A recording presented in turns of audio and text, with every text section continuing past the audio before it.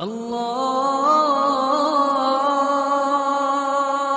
اکبر اللہ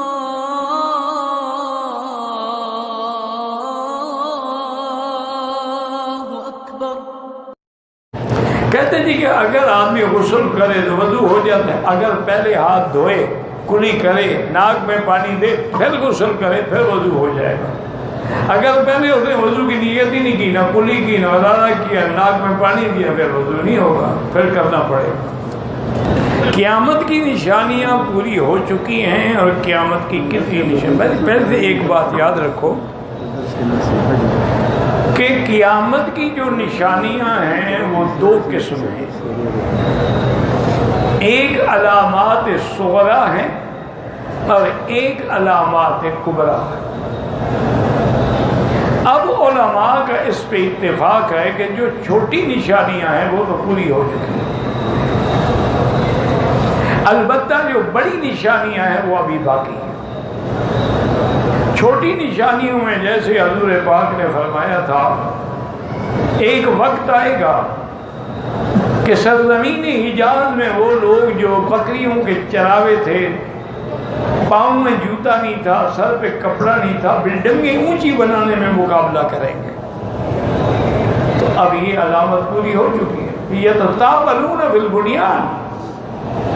اسی طرح حضور نے فرمایا تھا کہ یہ بھی علامت قیامت میں سے ہے کہ معازف و مزامیر اور گانا بجانا عام ہو جائے گا، گانے والے اور ناچنے والے اور ناچنے والیاں یہ عام ہو جائیں گی، گھر گھر پھیل جائیں گے، بلکہ اب تو اس کو آرٹ سمجھا جاتا ہے، عیب بھی نہیں سمجھا جاتا، نعوذ باللہ۔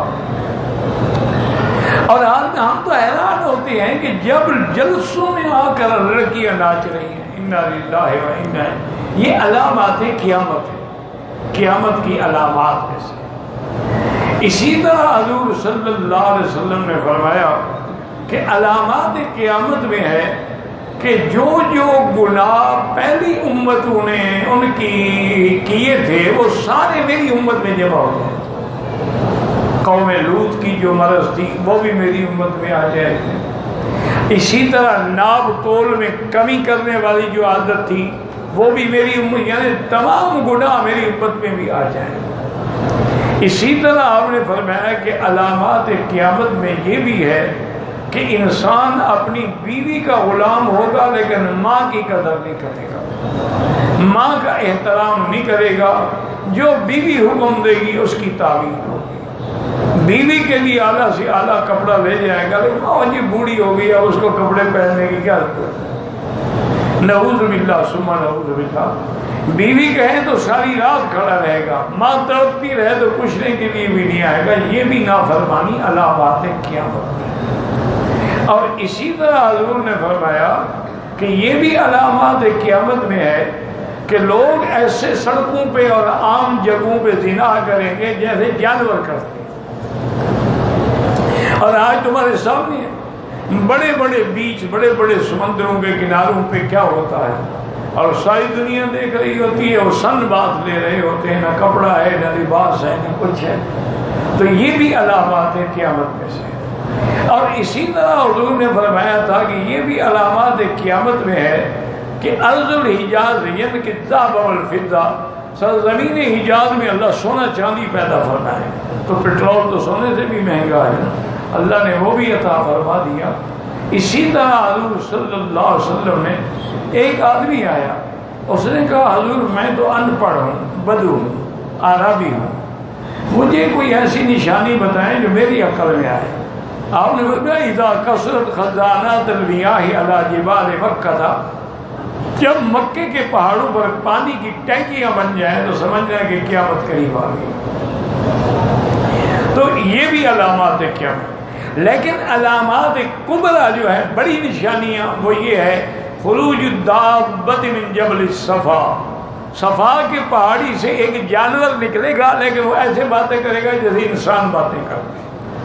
اسی طرح حضور نے فرمایا کہ خروج الدجال، دجال کا نکلنا جو ہے یہ بھی علامات قیامت میں۔ اور اسی طرح حضور نے فرمایا خروج یاجوج و ماجوج، یاجوج ماجوج جو بند ہیں وہ بھی نکلیں گے، یہ بھی علامات قیامت میں ہیں۔ اور اسی طرح فرمایا کہ نزول عیسیٰ ابن مریم، حضرت عیسیٰ ابن مریم آسمانوں سے اتریں گے اور علی منارۃ شرقیہ بیضاء دمشق، اور اس کے بعد وہ آ کر یقتل الدجال و یکسر الصلیب و یملأ الارض عدلا و قسطا، دجال کو بھی قتل کریں گے اور صلیب کی طاقت کو بھی ختم کر دیں گے اور پوری دنیا میں عدل و انصاف قائم کر دیں گے۔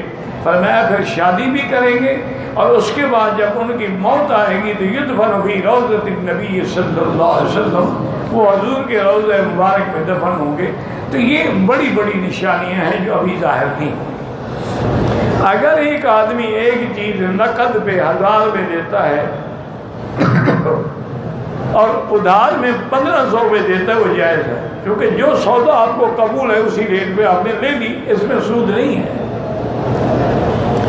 میں نے گھر کے لیے 3 لاکھ سے ایک جگہ خریدا ہے، 2 سال سے وہ جگہ خالی ہے۔ دیکھو نا، اگر تمہاری نیت ہے وہاں گھر بنانے کی پھر زکوٰۃ نہیں ہے۔ اگر نیت ہے پلاٹ بیچنے کی کہ تجارت کروں گا نفع آئے گا، پھر زکوٰۃ دینی پڑے گی ہر سال مارکیٹ ویلیو کے مطابق۔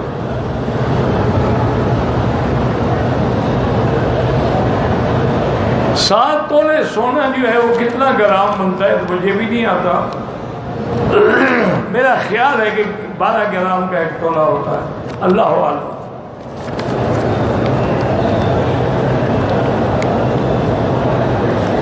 میری بیوی بچہ میری ماں کے ساتھ رہتا ہے، میں پردیس میں رہتا ہوں، میرا باپ کما نہیں سکتا، میرے باپ نے میرے پیسے سے ایک گھر خریدا ہے، وہ گھر میرے باپ کی ملکیت میں ہے، اب میرا باپ فوت ہو گیا تو یہ گھر میرا ہوگا؟ نہیں، اگر اس نے وہ گھر اپنے نام پر کر لیا ہے اور مالک بھی وہ بن گیا ہے پھر تو وہ میراث میں سب کو ملے گا۔